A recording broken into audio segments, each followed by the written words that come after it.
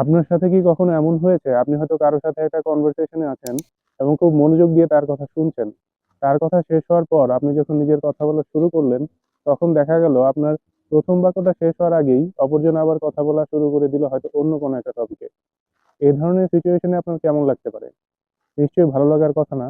কিন্তু এই ধরনের সিচুয়েশন কিন্তু আমাদের সমাজে খুব ফ্রিকোয়েন্টলি দেখা যায়।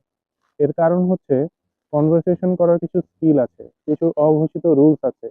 এই বিষয়গুলো যেহেতু আমাদের স্কুল কলেজে শেখানো হয় না, সে কারণে অনেক শিক্ষিত মানুষের মধ্যেও এ ধরনের অ্যাটিটিউড লক্ষ্য করা যায়। আমি যখন আপনার কথা 5 মিনিট ধরে মনোযোগ দিয়ে শুনবো, তখন আমি এটাও এক্সপেক্ট করবো যে আমার কথা আপনি মনোযোগ দিয়ে শোনেন।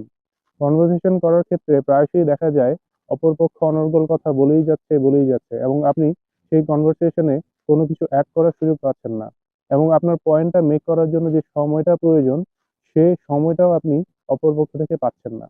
ইভেন একটা সেন্টেন্সও আপনি কমপ্লিট করতে পারছেন না। এর পেছনে আরেকটা কারণ হচ্ছে বর্তমান সময়ের অস্থিরতা। বর্তমান সময়ে আমরা এতটাই অস্থিরতার মধ্য দিয়ে যাই যে 5 মিনিট একটা লাইনে দাঁড়ানোর মতো ধৈর্য আমাদের নাই।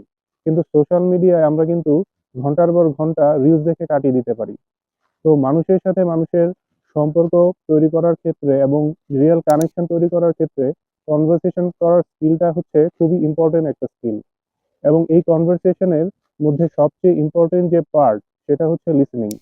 আপনি যখন অপর পক্ষকে শুনবেন না এবং তাকে বোঝার চেষ্টা করবেন না, তখন অপর পক্ষের কাছে এই মেসেজটাই যায় যে আপনি তাকে রেসপেক্ট করছেন না এবং তার কথার ভ্যালু দিচ্ছেন না।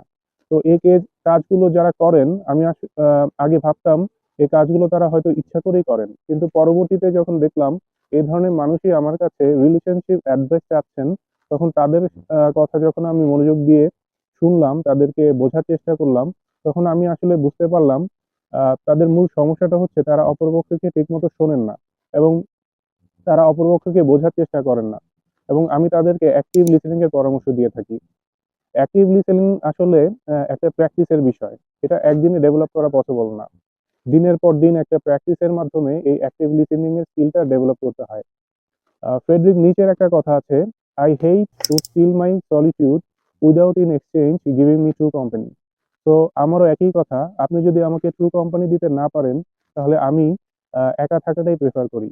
আসলে সব কনভারসেশনই যে খুব ডিপ কনভারসেশন হবে এমন কোনো কথা নেই। আমার সাথে কনভারসেশন করার সময় দেখা যায় সামনের মানুষটা অনেক সময় অনেক সিলি বিষয় নিয়ে কথা বলে, কিংবা দেখা যায় এমন কোনো বিষয় নিয়ে কথা বলছে যেটা হয়তো আমি আগে থেকেই জানি। কিন্তু তারপরেও আমি তাকে তার পয়েন্টটা মেক করার সময় দেই। তার কথা মনোযোগ দিয়ে শুনি, তাকে বোঝার চেষ্টা করি। যে কারণে আমার সাথে সে কানেক্টেড ফিল করে।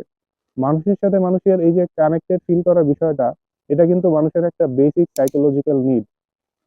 আপনি যখন মানুষের সাথে রিয়েল কানেকশন তৈরি করতে পারবেন, একমাত্র তখনই আপনি বুঝতে পারবেন বিষয়টা আসলে কতটা অ্যামেজিং।